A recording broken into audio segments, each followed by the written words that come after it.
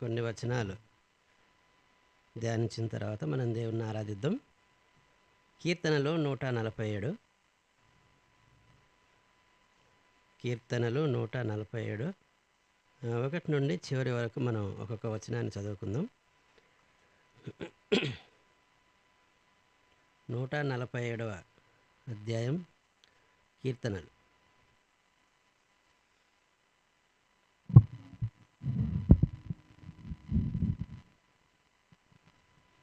నేను ఒక వచనం చదువుతాను, మీరు ఒకటి చదవండి. యెహోవాను స్తుతించుడి, యెహోవాను స్తుతించుడి, మన దేవునికి స్తోత్రగానము చేయుట మంచిది, అది మనోహరము, స్తోత్రం చేయుట ఒప్పిదము.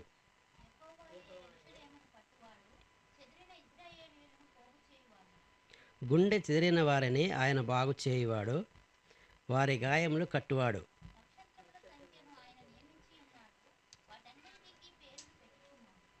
మన ప్రభువు గొప్పవాడు, ఆయన అధిక శక్తి గలవాడు, ఆయన జ్ఞానమునకు మితి లేదు.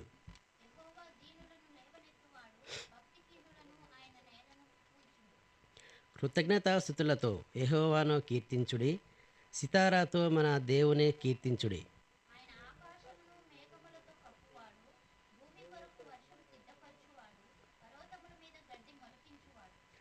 పశువులకును అరుచుచుండు పిల్ల కాకులకును ఆయన ఆహారం ఇచ్చువాడు.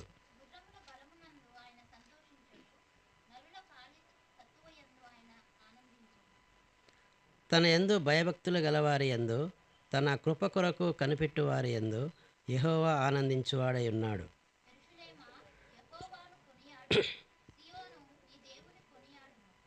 ఆయన నీ గుమ్మముల గడియలు బలపరిచి ఉన్నాడు, నీ మధ్యను నీ పిల్లలను ఆశీర్వదించి ఉన్నాడు.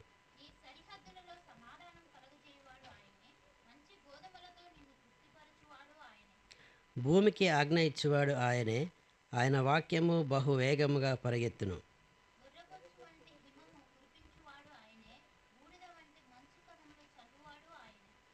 ముక్క ముక్కలుగా వడగండ్లు విసురువాడు ఆయనే, ఆయన పుట్టించు చలికి ఎవరు నిలవగలరు.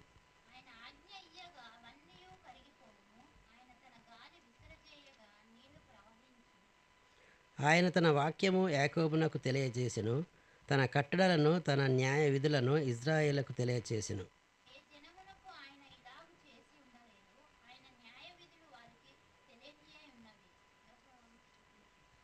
ఓకే, మనం దేవుని యొక్క వాక్యం నుండి మనం ధ్యానిస్తున్నటువంటి వచనాల్లో చూసినట్లయితే దేవుణ్ణి మనం ఎందుకు ఆరాధించాలి? ప్రతి ఆదివారం మనం ఇక్కడికి వస్తూ ఉంటాం దేవుని స్తుతించడానికి, ఆరాధించడానికి. వచ్చినప్పుడు దేవుడు మన జీవితంలో ఏం చేశాడు అనే దాన్ని బట్టి మనం ఆరాధిస్తూ వస్తాం, స్తుతిస్తూ వస్తాం. కాబట్టి దేవుని యొక్క వాక్యం నుండి కొన్ని తలంపులు మనం ధ్యానించిన తర్వాత మనం ఆరాధిద్దాం.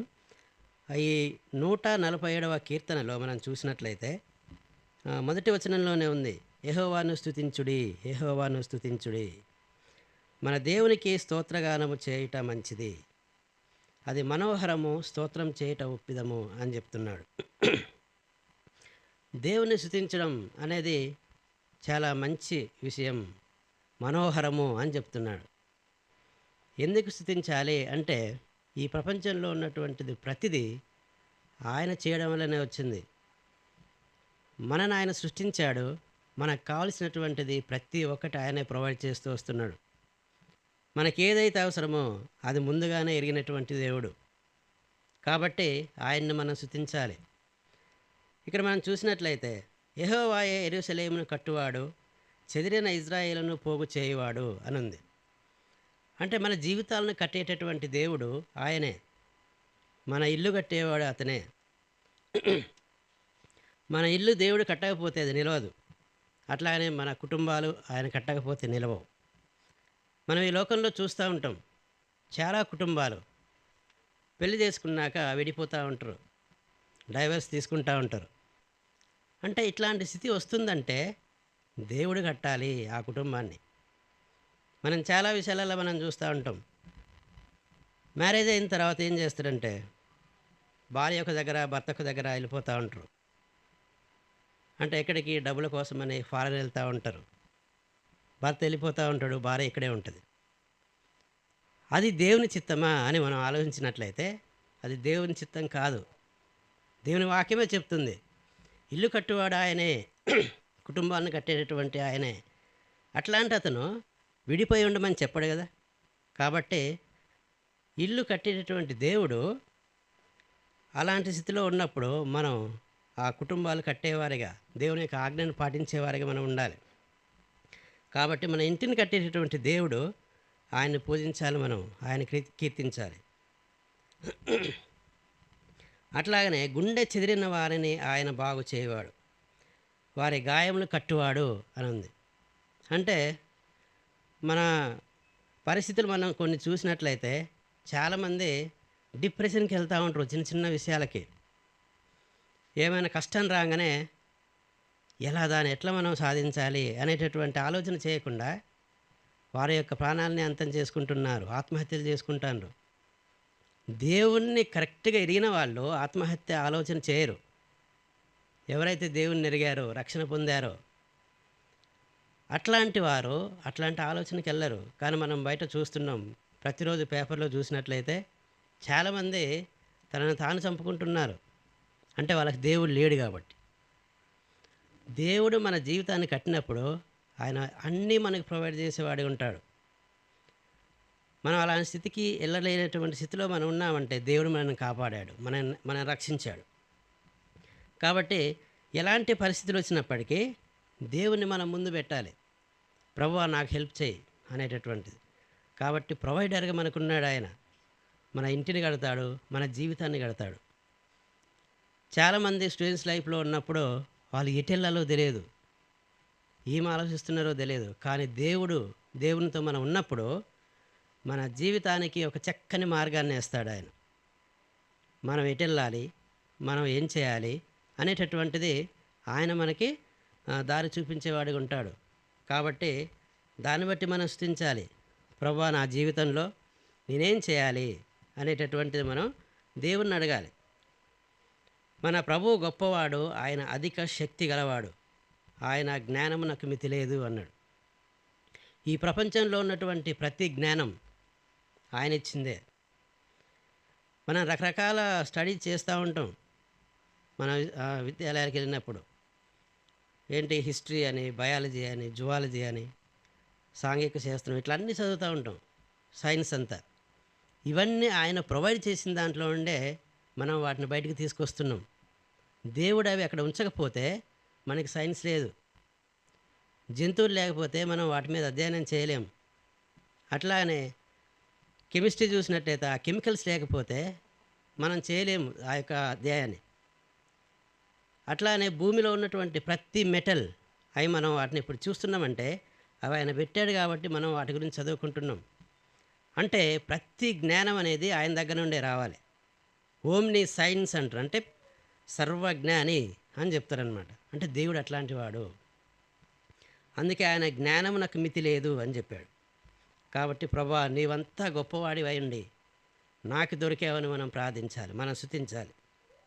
అట్లాగనే సర్వశక్తిమంతుడు అని ఉంది. ఓమ్ని పొటెంట్ అంటారు దాన్ని. అంటే ఆయన ప్రతిదానికి శక్తికి మించినటువంటి ఆయన. ఈ ప్రపంచంలో ఎలాంటి శక్తి ఉన్నప్పటికీ వాటికన్నా గొప్పవాడు ఆయన. ఎందుకంటే అన్నిటిని ఇచ్చింది ఆయనే కాబట్టి ఆ సర్వశక్తి అధిక శక్తి గలవాడు ఆయనే అని దేవుని యొక్క వాక్యం సెలవిస్తుంది. అట్లాగనే దీనులను లేవనెత్తువాడు అనుంది. ఎవరైతే వాళ్ళ యొక్క జీవితాన్ని కోల్పోతున్నారో, వారు చేస్తున్నటువంటి క్రియల ద్వారా, వాళ్ళు నడుస్తున్నటువంటి మార్గంలో ఏదైతే కోల్పోతున్నారో అక్కడి నుండి వాళ్ళని లేవనెత్తేటటువంటి దేవుడు. నీవు నీ జీవితాన్ని కోల్పోతున్నావా, దేవుని దగ్గరికి వస్తే మనం ఆ జీవితాన్ని మనం పొందగలుగుతాం. కాబట్టి అట్లాంటి దేవుడు మనకున్నాడు. కాబట్టి దీనులను లేవనెత్తేటటువంటి దేవుడు కాబట్టి మనం దాన్ని బట్టి స్తుతించాలి. అట్లాగనే దేవుణ్ణి మన పూర్ణ బలంతో, పూర్ణ ఆత్మతో, పూర్ణ శక్తితో దేవుణ్ణి స్తుతించమని చెప్పాడు, ఆరాధించమని చెప్పాడు. కాబట్టి వీటన్నింటిని బట్టి మనం స్తుతించాలి. అట్లాగనే ఆయన ఆకాశమును మేఘములతో కప్పువాడు, భూమి కొరకు వర్షం సిద్ధపరచువాడు. భూమి మనకి మంచి ఫలాలను ఇస్తూ ఉంటుంది పంట వేసినప్పుడు. అది మనం ఏం చేస్తాం, ఓన్లీ గింజలు పెడతాం అంతే. నీళ్ళు వస్తూ ఉంటాయి, దేవుడు ఇస్తూ ఉంటాడు. కానీ వాటిని అభివృద్ధి చేసేటటువంటి దేవుడు ఆయనే. అట్లానే పైన 4వ వచనంలో ఏముందంటే, నక్షత్రముల సంఖ్యను ఆయన నియమించువాడు, వాటన్నింటికి పేర్లు పెట్టువాడు అని ఉంది. అంటే నక్షత్రాలని ఆ సంఖ్యను నియమించినవాడు ఆయనే అని చెప్పాడు. మనం సైన్స్లో చదువుకుంటాం, ఈ ప్రపంచంలో లేకపోతే మన ఉన్నది మిల్కీవే గెలాక్సీ అంటారు. పాలపుంత చదువుకున్న వాళ్ళకి తెలుస్తుంది. ఈ పాలపుంతలో ఎన్ని స్టార్స్ ఉన్నాయి అని ఎవరైనా లెక్క పెట్టారా? మానవుడికి ఎవరికీ చేత కాదు. అంటే ఎవరు లెక్క పెట్టలేరు. కానీ కొన్ని అజంప్షన్ వల్ల చెప్తారనమాట. అంటే కొంతవరకు చూసుకొని ఇందులో ఎన్ని ఉన్నాయి దాన్ని బట్టి మల్టిపుల్ చేసి చెప్తారనమాట. అవి ఎన్నంటే, నేను చూసినప్పుడు నేను ఒక దగ్గర 100 నుండి 400 బిలియన్స్ స్టార్స్ ఉన్నాయట మన మిల్కీవే గెలాక్సీలో. బిలియన్స్ అంటే 100 crores, అంటే 1 బిలియన్ ఈక్వల్ టు 100 crores అంటాం. 1 కోటికే మనం చాలా అనుకుంటాం. అట్లాంటి ఎన్ని ఉన్నాయట? 100 కోట్ల స్టార్స్ అట. అంటే 100 బిలియన్స్ అని చెప్తారు. 100 నుండి 400 బిలియన్స్. వీటన్నిటికీ పేర్లు పెట్టేటటువంటి ఆయన. అంటే అంత శక్తిమంతుడు ఆయన, అంత జ్ఞానం కలిగినటువంటి దేవుడు. కాబట్టి వీటన్నింటినీ సృష్టించినటువంటి సృష్టికర్తని మనం ఆరాధించాలి. అట్లాగనే ఈ భూమి మీద ఉన్నటువంటి ప్రతి క్రియేచర్ని, ప్రతి జీవిని, ప్రతి రకమైనటువంటి చెట్లని, వీటన్నింటిని ఇచ్చింది ఆయనే. కాబట్టి దాన్ని బట్టి మనం స్తుతించాలి. అట్లాగనే ఇంకేం చెప్తున్నానంటే, తన యందు భయభక్తులు గల వారి యందు, తన కృప కొరకు కనిపెట్టు వారి యందు యెహోవా ఆనందించువాడై ఉన్నాడు. దానిపైన ఏముందంటే, గుర్రముల బలం యందును ఆయన సంతోషించడు, నరుల కాలిసత్వ యందును ఆయన ఆనందించడు. కానీ ఎవరి యందు ఆయన సంతోషిస్తాడు? దేవుని యందు భయభక్తులు కలవారి యందు అని చెప్తున్నాడు. మనం చూసినట్లయితే దేవుని యొక్క వాక్యంలో ఏముంటుందంటే, దేవుని యందు భయభక్తులు కలిగి ఉండడమే జ్ఞానం అని ఉంటుంది. అంటే మనం దేవుని యందు భయభక్తులు కలిగి జీవించడం ద్వారా మనకి జ్ఞానం అనేది వస్తుంది. ఈ జ్ఞానం లేకపోతే, అంటే మనకి దేవుని యందు భయభక్తులు లేకపోతే మన ఇష్టానుసారమైన జీవితాలు జీవిస్తాం. అవి ఎక్కడ తీసుకెళ్తాయి అంటే నరకానికి తీసుకెళ్తాయి. కానీ దేవుని యందు భయభక్తులు కలిగి జీవించినట్లయితే అప్పుడు మన జీవితాన్ని ఆయన నడిపించేవాడి ఉంటాడు. కాబట్టి యవ్వన కాలంలోనే రక్షణ పొందినట్లయితే దేవుడు ఆ జీవితాన్ని చక్కగా నడిపిస్తాడు. మన యవ్వన కాలంలో రక్షణ లేదనుకో, మన యొక్క క్రియలు, తర్వాత మన యొక్క తలంపులు, మన యొక్క ప్రతి విధమైనటువంటిది ఏదైనా కూడా దేవునికి వ్యతిరేకమైన దిశలో మనం వెళ్ళేవారికి ఉంటాం. కాబట్టి దేవుడు అట్లాంటి దేవుడు మనకున్నాడు. అంటే మనల్ని చక్కగా నడిపించేటటువంటి దేవుడు ఉన్నాడు. కాబట్టి ఆయన దగ్గరకు వచ్చినప్పుడు మనం చక్కనైనటువంటి మార్గంలో వెళ్తాం. అట్లాగనే నీ సరిహద్దుల్లో సమాధానం కలగజేయవాడు ఆయనే, మంచి గోధుమలతో నిన్ను తృప్తిపరచువాడు ఆయనే. అంటే మనకు కావలసినటువంటి ఆహారాన్ని ప్రొవైడ్ చేసే దేవుడు ఆయన. అట్లానే మనకి సరిహద్దులు నియమించేటటువంటి దేవుడు ఆయన. అంటే మన యొక్క సరిహద్దులు ఎలా ఉన్నాయి, ఎంతవరకు ఉన్నాయి? మనం చాలా విషయాల్లో సరిహద్దులు దాటే విధంగా ఉంటాం. కానీ దేవుడు మనకి ఎంతవరకు ఇచ్చాడో ఆ సరిహద్దుల్లోనే మనం ఉండాలి. అది దేవుడు మనని ఆ సరిహద్దుల్లో పెట్టాడు. అట్లానే భూమికి ఆజ్ఞ ఇచ్చేవాడు ఆయనే, ఆయన వాక్యము బహువేగముగా పరిగెత్తును. ఆయన యొక్క మాటలు అనేటి ఎంతో బహు విస్తారంగా వెళ్ళిపోతూ ఉంటాయి. దేవుని యొక్క మాటలు మనం విన్నప్పుడు మనకి జ్ఞానం ఇచ్చేవాడిగా ఉంటాడు. అట్లాగనే మన చక్కనటువంటి మార్గంలో నడిపించేవాడిగా ఉంటాడు. 17వ వచనంలో, ఆయన పుట్టించు చలికి ఎవరు నిలవగలరు? ఆయన కాలాలని నియమించినటువంటి దేవుడు ఆయన. మనం చెప్పుకుంటాం కదా, ఎండాకాలం, వర్షాకాలం, చలికాలం అని. వీటిని నియమించింది ఆయనే. మన భూమి చుట్టూ సూర్యుడు ఎంతవరకు ఎట్లా తిరగాలి, ఒక్క సెకండ్కి కొన్ని వేల మైళ్ళ దూరం వెళ్తుందట మన భూమి. అంటే అట్లాంటి స్థితిలో పెట్టింది ఆయనే. అది అలా పరిగెత్తడం వల్ల మనకి కాలాలు అనేటివి వస్తున్నాయి, ఈ ఋతువులు అనేటివి వస్తున్నాయి. కాబట్టి అంత జ్ఞానం కలిగినటువంటి దేవుడు అంత శక్తి కలిగినటువంటి దేవుడు మన దేవుడు. కాబట్టి ఇట్లాంటి దేవుడు ఆ, ఇక్కడ ఏముందంటే, ఏ జనమునకు ఆయన ఇలాగ చేసి ఉండలేదు, ఆయన న్యాయ విధులు వారికి తెలియకనే ఉన్నవి, యెహోవాను స్తుతించుడి. అంతకుముందు ఏమని చెప్పిండంటే, ఇజ్రాయేలునకు తెలియజేసెను అనుంది. అంటే ఆయన యొక్క వాక్యాన్ని, ఆయన యొక్క కట్టడలని ఇజ్రాయేలుకు తెలియజేసెను. అట్లాగనే ఈ రోజుల్లో మనకు తెలియజేస్తున్నాడు, మనతో మాట్లాడుతున్నాడు. ఆయన ఏవైతే ఆజ్ఞలు ఉన్నాయో, ఏ మాటలైతే చెప్పాలనుకుంటున్నాడో అవన్నీ మనతో చెప్తున్నాడు. అవి మనం పాటించేవారిగా ఉండాలి. కానీ మన యొక్క జీవితాలు చూసినట్లయితే దేవుణ్ణి ఎరక్కముందు మనం ఆత్మీయంగా చనిపోయిన వారిగా ఉన్నాం. మనం జీవిస్తున్న వాళ్ళమే కానీ దేవుణ్ణి ఎరగకపోతే ఆత్మీయంగా మరణించిన వాళ్ళం మనం. ఆత్మీయంగా మరణించినప్పుడు దేవుడు మన దగ్గర ఉండడు. కాబట్టి అక్కడి నుండి, ఆ స్థితి నుండి రక్షణ ఇచ్చినటువంటి దేవుడు ఆయన. అంటే మనం ఎంతో ఈ లోకంలో జీవిస్తున్నప్పుడు మన చుట్టూ ఎంతో పాపం ఉంది. ఈ పాపం నుండి రక్షించేటటువంటి దేవుడు ఆయన. ఇంకొక వచనాన్ని మనం చూసినట్లయితే రోమిలికి రాసిన పత్రికలో 3వ అధ్యాయం, రోమా 3వ అధ్యాయం 23వ వచనం,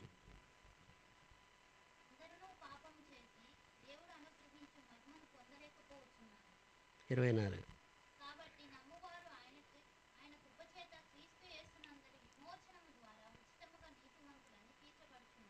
ఇక్కడ ఏముందంటే, ఏ భేదమును లేదు, అందరూ పాపం చేసి దేవుడు అనుగ్రహించు మహిమను పొందలేకపోతున్నారు. కాబట్టి నమ్మువారు ఆయన కృపచేతనే క్రీస్తు యేసునందలి విమోచనం ద్వారా ఉచితముగా నీతిమంతులని తీర్చబడుచున్నారు అనుంది. దేవుడు మనకి, మనం అప్పుడు చూసిన వచనాలలో చూసినట్లయితే అన్నీ ప్రొవైడ్ చేసే దేవుడిగా ఉన్నాడు. అట్లాగనే ప్రతిదీ మనకు అనుగ్రహించే దేవుడిగా ఉన్నాడు. ఈ సమస్తాన్ని సృష్టించాడు. ఆయన సర్వశక్తిమంతుడు, సర్వజ్ఞాని, అన్నిటిని ఇచ్చేటటువంటి దేవుడు. కానీ మనం పాపంలో ఉన్నప్పుడు మనం వాటిని పొందలేకపోతున్నాం. ఈ వచనాలు చూసినట్లయితే ఏ భేదమును లేదు, అందరూ పాపం చేసి దేవుడు అనుగ్రహించు మహిమను పొందలేకపోతున్నారు. అంటే ప్రతి ఒక్కరూ దేవుని యొక్క మహిమను మనం పొందలేకపోతున్నాం. ఎందుకు అంటే మనం చేసినటువంటి పాపాల ద్వారా మనం పొందలేకపోతున్నాం. ఏ భేదము లేదు, స్త్రీ అని, పురుషుడని, తర్వాత అమెరికా అతనని, తర్వాత ఇండియా అతనని, ఇట్లా ఏ దేశం వారైనప్పటికీ పాపంలో ఉన్నప్పుడు దేవుడు అనుగ్రహించేటటువంటి మహిమని వాళ్ళు పొందలేకపోతారు. ఎప్పుడు పొందుతారంటే దేవుని దగ్గరికి వచ్చినప్పుడు మనం దేవుని యొక్క మహిమను మనం పొందుతాం. ఆ రక్షణ అనేది మనం ఆయన్ని ఒప్పుకున్నప్పుడే మనకు వస్తుంది. కాబట్టి 24వ వచనంలో ఏమంటున్నాడు, కాబట్టి నమ్మవారు ఆయన కృపచేతనే క్రీస్తు యేసునందలి విమోచనం ద్వారా ఉచితంగా నీతిమంతులని తీర్చబడుతున్నారు. ఆ ఉచితం అనేది ఆయన ఇస్తేనే వస్తుంది. కాబట్టి ఆ పాపం నుండి మనం బయటికి రావాలంటే ఆయన దగ్గరికి రావాలి, ఆయన్ని మనం ఒప్పుకోవాలి. ఒప్పుకున్నప్పుడే దేవుడు అనుగ్రహించేటటువంటి మహిమని మనం పొందగలుగుతాం. అట్లానే 6వ అధ్యాయం 23వ వచనంలో ఏముందంటే, ఏలయనగా పాపం వలన వచ్చు జీతం మరణం, అయితే దేవుని కృపావరము మన ప్రభు అయిన క్రీస్తు యేసునందలి నిత్య జీవము అని చెప్పింది. ఇక్కడ మనం పాపం చేసేవారి ఉన్నప్పుడు మనకేమొస్తుందంటే మరణం అనేది వస్తుంది. కాబట్టి ఆ మరణం నుండి మనం తప్పించుకోవాలంటే మనం దేవుని దగ్గరికి రావాలి. కాబట్టి దేవుని కృపావరము మన ప్రభు అయిన క్రీస్తు యేసునందలి నిత్య జీవం. అంటే ఆయన మనకి ఉచితంగా ఆ పాపం నుండి మనల్ని విడుదల చేసి మనకి నిత్య జీవాన్ని అనుగ్రహించేవాడిగా ఉన్నాడు. కాబట్టి దాన్ని బట్టి మనం స్తుతించాలి. ప్రభువా, నేను పాపంలో ఉండగా నీవు నన్ను రక్షించావు, అట్లాగనే నిత్య జీవంలోకి నన్ను నడిపించినందుకు వందనాలు తండ్రి అని మనం ప్రార్థించాలి, స్తుతించాలి. కాబట్టి దేవుణ్ణి మనం కొనియాడడానికి ఈ వచనాలన్నీ మనకి సహకరిస్తున్నాయి. అట్లాగనే ఎఫ్ఎస్సీలకు రాసిన పత్రిక చూసినట్లయితే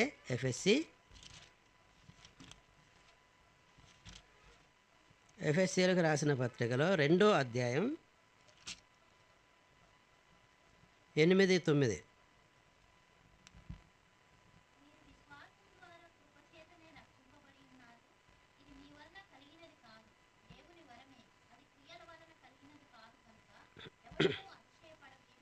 ఆ, ఇక్కడ ఏముందంటే దేవుడు మనకిచ్చినటువంటి ఉచితంగా దేవుని వరమే అని చెప్తున్నాడు. కృపచేతనే రక్షింపబడి ఉన్నారు అని ఉంది. మనం ఎలాంటి కార్యాలు చేసినప్పటికీ మన నీతి కార్యాలు, అట్లానే వేరే వాళ్ళకి సేవ చేసే కార్యాలు, ఆమ్, కొన్ని పంచుతూ ఉంటారు అనమాట. చీరలు పంచడం అని, ఇంకా రకరకాల ఆ, మనుషుల మధ్య చేస్తూ ఉంటారు. ఇలాంటి కార్యాల వల్ల మనం నీతిమంతులుగా తీర్చబడం. దేవుడే మనకి ఆ కృప అనేది ఇవ్వాలి. ఇస్తేనే మనం నీతిమంతులుగా మనం చేయబడతాం. అదే దేవుని వరమే. అది క్రియల వలన కలిగినది కాదు కనుక ఎవడునూ అతిశయపడ వీలు లేదు. మనం నీతిమంతులుగా తయారవుతున్నామంటే అది దేవుడిచ్చేటటువంటి ఉచితమైన కృప. అంతేగాని మనం మంచిగా ఉంటున్నామని కాదు, మనం మంచి కార్యాలు చేస్తున్నామని కాదనమాట. కాబట్టి ఆయన యొక్క ఉచితమైన కృపే ద్వారా, కాబట్టి దాన్ని బట్టి మనం స్తుతించాలి. అట్లాగనే రోమిలికి రాసిన పత్రికలోనే మనం చూసినట్లయితే 10వ అధ్యాయం 9, 10.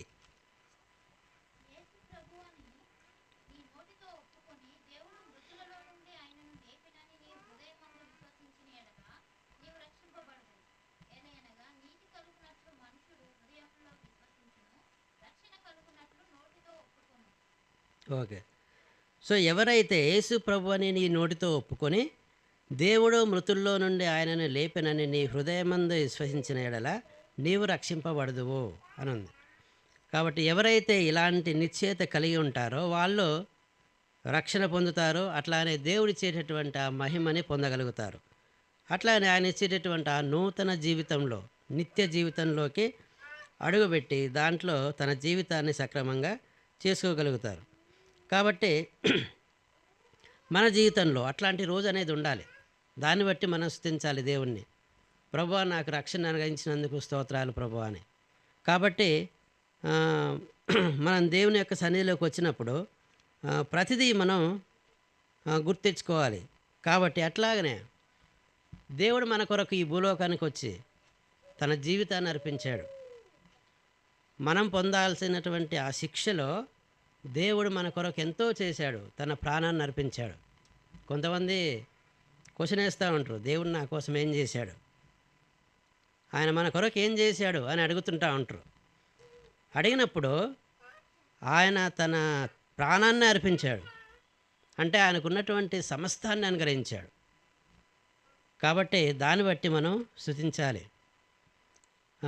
ఆ శిలువలో చేసినటువంటి ప్రతి కార్యాన్ని మనం గుర్తు తెచ్చుకోవాలి. అట్లానే యోహాను సువార్తలో ఒక వచనాన్ని చూసుకుందాం. 3వ అధ్యాయం 16వ వచనం. యోహాను సువార్త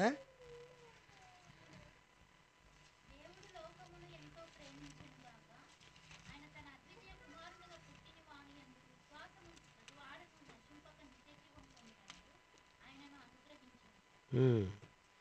దేవుడు లోకమును ఎంతో ప్రేమించెను కాగా ఆయన తన అద్వితీయ కుమారునిగా పుట్టినవాని యందు విశ్వాసముంచు ప్రతివాడును నశింపక నిత్య జీవం పొందినట్లు ఆయనను అనుగ్రహించెను.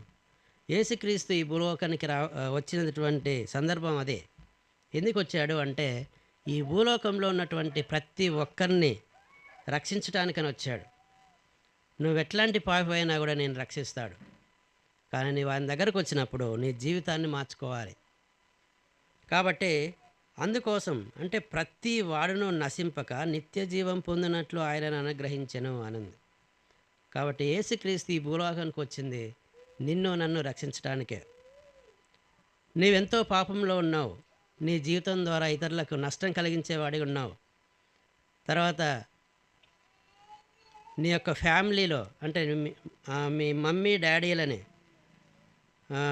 వారి మాట వినకుండా తర్వాత వాళ్ళకి చెడ్డ పేరు తెచ్చేవాడిగా ఉన్నావేమో. కాబట్టి అట్లాంటి స్థితిలో ఉన్నటువంటి వారిని దేవుడు రక్షిస్తూ వచ్చాడు. కాబట్టి దాన్ని బట్టి మనం స్తుతించాలి. కాబట్టి వీటన్నింటి విషయంలో మనం దేవుణ్ణి గుర్తెచ్చుకుంటూ ఆ వచనాల్ని, తర్వాత దేవుడు మనకి ఏమై ఉన్నాడు, వీటన్నింటిని బట్టి మనం దేవుని స్తుతించేవారిగా ఉందాం. కాబట్టి ప్రతి ఒక్కరం దేవుని స్తుతిద్దాం. అంటే మనకు రక్షణనిచ్చి తర్వాత ఆయన తన ప్రాణాన్ని అర్పించి మన కొరకు ఇన్ని చేసినటువంటి దేవునికి మనం ప్రార్థించకుండా ఉండలేం. కాబట్టి ప్రతి ఒక్కరం మనం ప్రార్థించే వారికి ఉందాం. అట్లానే దేవునికి స్తుతులు చెల్లిద్దాం. దేవుడి యొక్క వాక్యాన్ని దీవించునుగాక.